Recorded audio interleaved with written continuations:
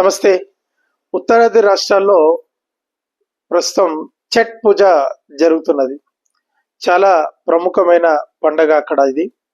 ముఖ్యంగా గంగా, యమున నదీ ప్రాంతాలు, బీహార్, ఉత్తరాంచల్,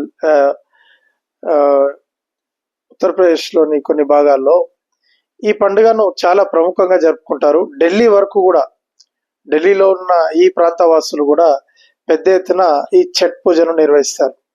ఛట్ మాతను పూజించడం, సూర్యునికి నది స్నానం చేసి నమస్కరించడం, చాలా ప్రాముఖ్యతతో కూడుకున్న ఈ ఛట్ పూజను పెద్ద ఎత్తున ముస్లింలు కూడా చేస్తున్నట్టుగా మనకు మీడియాలో కథనాలు వస్తున్నాయి.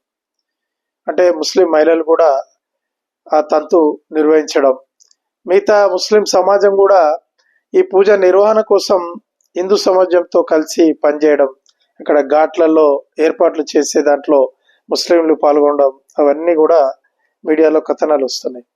ఇటువంటి ఎంతో ప్రాముఖ్యత ఉన్న ఛట్ పూజ సందర్భంగా ఆమ్ ఆద్మీ పార్టీ ఢిల్లీలో ఒక విష ప్రచారానికి తెరదింపింది. ఏ విధంగా అంటే, భారతీయ జనతా పార్టీ ఢిల్లీలో ఛట్ పూజ వరకు యమునా నదిని శుభ్రం చేస్తామని చెప్పి శుభ్రం చేయలేదు. ఇప్పుడు ఆ విషపూరిత జలాల్లోనే మీరు ఏ విధంగా స్నానం చేస్తారు అని చెప్పి ఒక మీడియా ప్రచారాన్ని, సోషల్ మీడియా ప్రచారాన్ని ఉధృతంగా ఆమ్ ఆద్మీ పార్టీ ప్రారంభించింది. వాళ్ళు ఎంత సిగ్గుచేటుగా మురికి నీళ్లను బాటిల్లో పట్టి, ఆల్రెడీ పట్టుకొని నీళ్లు పట్టి ఉన్న బాటిల్ని నది దగ్గరికి తీసుకెళ్లి, ఇదిగోండి చూడండి నది నీళ్ళు ఏ విధంగా ఉన్నాయని చెప్పి చూపించడం జరుగుతుంది. దీనికి కౌంటర్గా కొన్ని యూట్యూబర్లు ప్రత్యక్షంగా అక్కడ వెళ్ళి నదిలో నీళ్లను అప్పుడే ముంచి చూపిస్తూ వీడియోలు, కౌంటర్ వీడియోలు. 2021లో ఆమ్ ఆద్మీ పార్టీ నిషేధాజ్ఞలు విధించింది. యమునా నదిలో నురుగు పూర్తి స్థాయిలో విషంగా నీరు తయారై ఉన్నది. ఆక్సిజన్ లెవెల్స్ 0 ఉన్నాయి నీటిలో. కాబట్టి ఎవరు కూడా ఛట్ పూజ కోసం, నది స్నానం కోసం యమునా నదిలోకి దిగొద్దు అని చెప్పి నిషేధాజ్ఞలు విధించింది ఆమ్ ఆద్మీ పార్టీ. అటువంటి ఆమ్ ఆద్మీ పార్టీ 10 సంవత్సరాల్లో యమునా నదిని ఏ మాత్రం శుభ్రం చేయలేకపోయింది.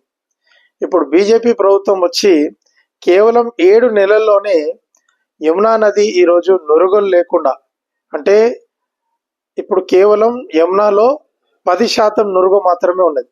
అంటే గతంలో 2021-22 ఆ ప్రాంతంలో ఎంత నురుగు ఉండిందో అందులో కేవలం 10% మాత్రమే ఇప్పుడు నురుగు కనబడుతున్నది. దానికి సంబంధించిన అన్ని రిపోర్ట్స్ కూడా ఢిల్లీ ప్రభుత్వం మీడియా ముందు వచ్చింది. ఇప్పుడు నీటి ఆక్సిజన్ లెవెల్స్ ఏ విధంగా ఉన్నాయి, ఇప్పుడు కాలుష్యం ఎంత స్థాయిలో ఉన్నది, మేము ఈ 7 నెలల్లో ఏం చేశామన్నది స్పష్టంగా ప్రభుత్వం మీడియా ముందు పెట్టింది.